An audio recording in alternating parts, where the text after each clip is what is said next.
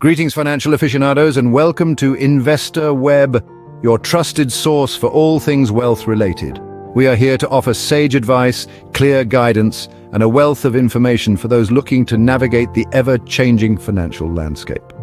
With a mission to demystify wealth, investment, and finance, we aim to empower you with knowledge for your financial journey. From breaking down complex financial concepts to providing actionable investment strategies, Investor Web is committed to helping you make informed decisions. Whether you're just starting out or have years of investing under your belt, we strive to bring clarity to the often murky world of finance.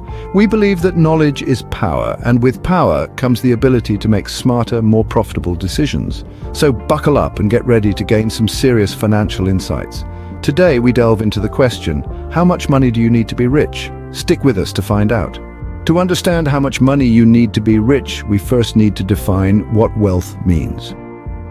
Wealth, a term as old as civilization itself, carries different meanings for different people. For some, wealth is as simple as having enough to meet life's basic necessities, such as food, clothing, and shelter. It's about having the means to access healthcare and education, and the ability to live without the constant worry of making ends meet. This is a perspective that sees wealth as freedom from want, but for others, wealth goes beyond mere survival. It's about comfort and luxury. It's about owning a sprawling mansion, driving the latest sports car, vacationing at exotic locations, or dining at gourmet restaurants. It's about having the financial freedom to pursue passions, hobbies, and interests without having to worry about the price tag. This perspective sees wealth as an abundance of material possessions. Then there's another way to look at wealth, one that goes beyond the tangible and materialistic. For some, wealth is about relationships, experiences, and personal growth. It's about having the time and resources to spend with loved ones, to travel and learn about the world, to invest in personal development and contribute to society. This perspective sees wealth as richness of life experience. Now, it's important to remember that wealth is relative. What may seem wealthy to one person might not to another, and vice versa. This relativity is due to factors like geographical location, cultural background, personal values, and individual aspirations. Therefore, wealth can be quite subjective. However, for the purpose of our discussion today, we are going to focus on wealth in its most commonly understood form, monetary wealth. We're talking about the kind of wealth that's measured in dollars and cents, pounds and pence, or whatever currency you use. It's about having a significant amount of financial resources at your disposal. So, wealth can be seen differently by different people. But for our discussion, we'll focus on monetary wealth. Now, let's explore the different levels of wealth and what they can afford. At the base level, we have those living paycheck to paycheck. Their income barely covers their basic needs, with little to no room for luxuries or investments. The focus here is on survival, not wealth accumulation. Next, we have the comfortable but not quite affluent.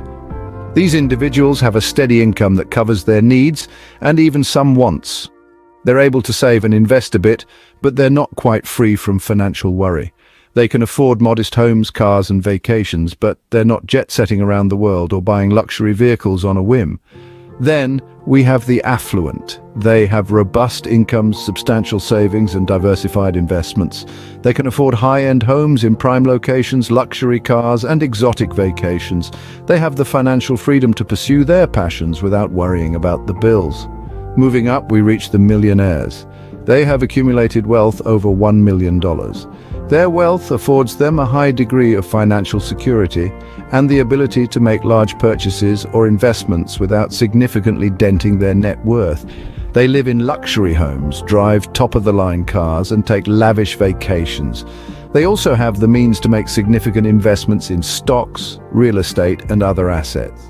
Finally, at the pinnacle of wealth, we have the billionaires. These individuals have wealth exceeding $1 billion.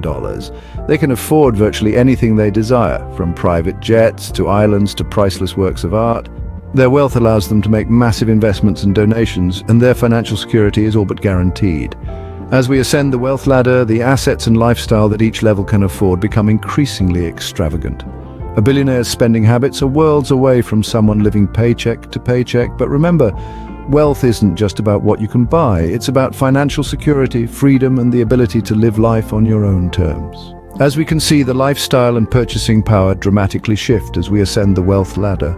So the million-dollar question, or perhaps billion-dollar question, is, how much money do you need to be rich? Now that's a puzzle that can have as many answers as there are people on the planet. Everyone has a unique perspective on wealth and richness. Some might argue that $1 million would make them rich, while others might scoff at anything less than $1 billion. Several studies have been conducted to delve into this topic. A recent survey by Charles Schwab revealed that for Americans, the average amount they believe is needed to be considered rich is around $2.3 million.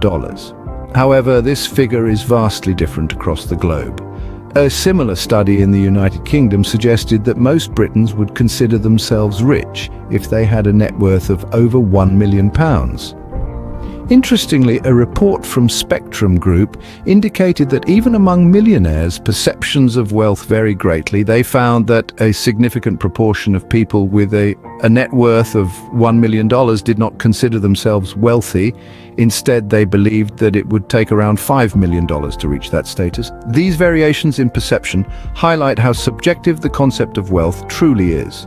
It's not just about the number in your bank account, it's about how that number compares to your expenses, your desires, and your overall lifestyle. Now, let's shift gears and talk about the difference between being financially comfortable and being rich. Financial comfort is often described as having enough to meet your basic needs, with a little extra for emergencies and occasional luxuries. It's about having a safety net, but not necessarily an abundance. On the other hand, being rich typically means having substantial wealth that goes beyond meeting basic needs. It's about having the financial freedom to pursue passions, invest in opportunities, and make significant contributions to causes you care about. It's about having more than enough and then some. However, it's important to remember that being rich doesn't automatically equate to happiness or satisfaction. Many people with vast fortunes often speak about the stress and responsibility that comes with managing such wealth. In contrast, those who are financially comfortable often report higher levels of contentment as they have enough to live comfortably without the pressure of maintaining a large fortune. It's also crucial to understand that being rich isn't just about accumulating wealth, but also about how you use it. Wealth can be a tool for creating positive change, supporting meaningful causes, and making a difference in the world. It seems the definition of rich varies widely, but most agree it involves having more than enough to meet basic needs and desires, with a substantial amount left for other pursuits. So the question remains, how much money do you need to be rich? Well, that's for you to decide. So we've taken quite the journey today, exploring the different levels of wealth and what it means to be rich. We started off by understanding the concept of wealth, a term not to be mistaken for income. Wealth is relative, isn't it? It varies from person to person, from region to region. For some, a few $1,000s in savings might represent wealth, while for others, true wealth might mean millions or even billions. We then delved into the different levels of wealth. We saw how wealth is not just a one-size-fits-all figure. There's liquid wealth, the kind you can readily use. There's investment wealth, tied up in stocks, real estate, or businesses. And then there's the wealth of assets like homes, cars, or luxury goods. Each level of wealth brings with it a different degree of financial freedom and purchasing power. In our quest to answer how much money do you need to be rich, we realized that richness is a state of mind. For some, being rich means being able to afford all the luxuries in life. For others, it's about having enough to live comfortably without worrying about money. And for yet others, richness is about the freedom to do what they want, when they want. We also touched upon the idea that wealth can be both a blessing and a responsibility. It gives you freedom, sure, but it also comes with its own set of challenges, managing it, preserving it, and ensuring it grows. In conclusion, the amount of money you need to be rich depends on your personal definition of richness. It's not solely about the amount in your bank account, but also about your mindset, your lifestyle, and your aspirations. Thanks for joining us on this exploration of wealth. Remember to subscribe to Investor Web for more insightful discussions on wealth and finance. Until next time, keep investing in your financial knowledge.